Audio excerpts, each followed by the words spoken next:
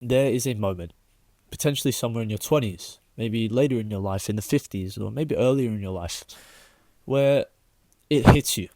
You've built your entire personality around the things that hurt you. You aren't living, you're simply avoiding pain. You're flinching at the sight of joy.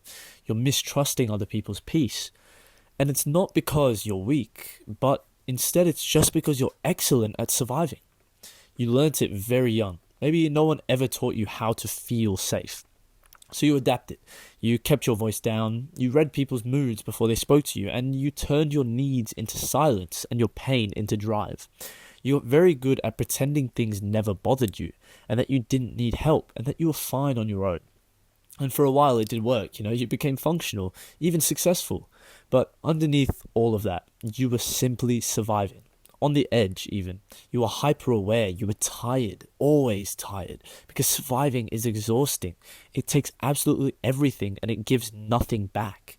And then one day, somebody told you relax, and you realized that you do not know how.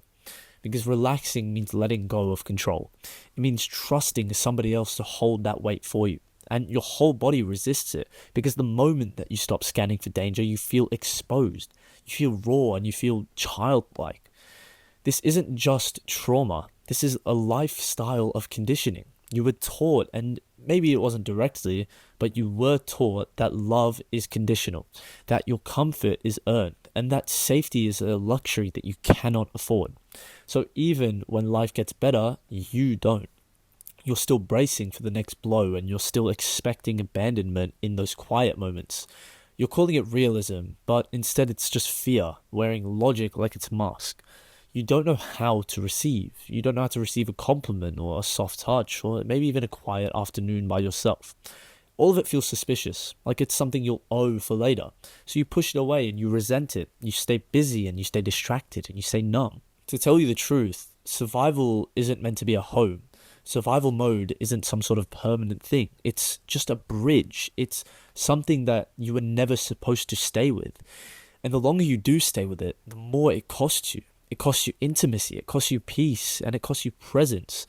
Because survival by nature is reduction. You're trimming that fat, you're abandoning the unnecessary, and you're muting your feelings and censoring your hopes and cutting your ties with anything that asks too much of you. Even if that too much is just being known. And it works at first. You get through the fire, and eventually you forget what it feels like to start walking without flinching.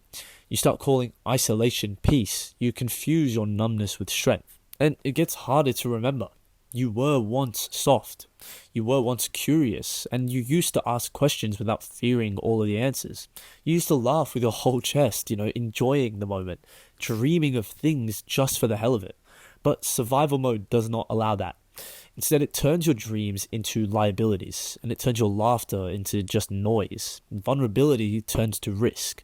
You become far more guarded, and you become more calculated. You're showing less of yourself to others because less of you has ever been safe to show. Even joy becomes something unfamiliar. You chase joy with theory, and when it shows up unannounced and unfiltered, you don't know what to do with it.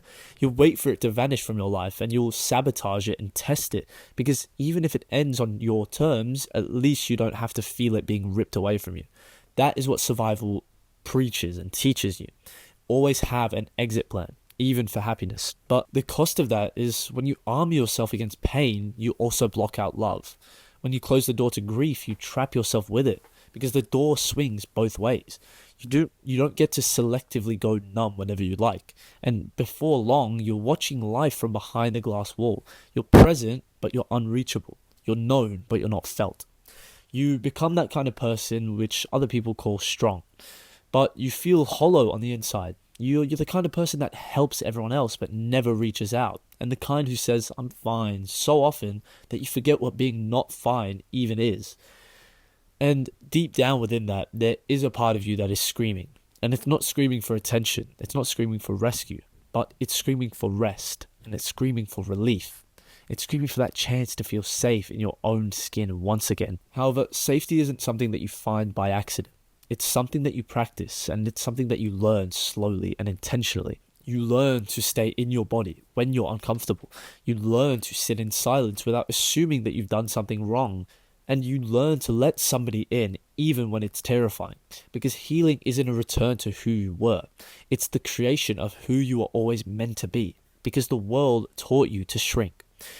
It starts off very small. Letting someone hug you, even when your instinct is to stiffen. Saying how you really feel. Letting yourself be seen in uncertainty, in your doubt, in your tiredness. And when someone says that you don't have to carry this alone, you learn not to flinch at that. You learn to believe them and be peaceful with that and trust people. The world doesn't need a stronger version of your mask. All it needs is you. It needs the version that you buried away, the one that you told to stay quiet, and the one that once believed in good things without any sort of cynicism. That version of you isn't naive. That version of you is necessary.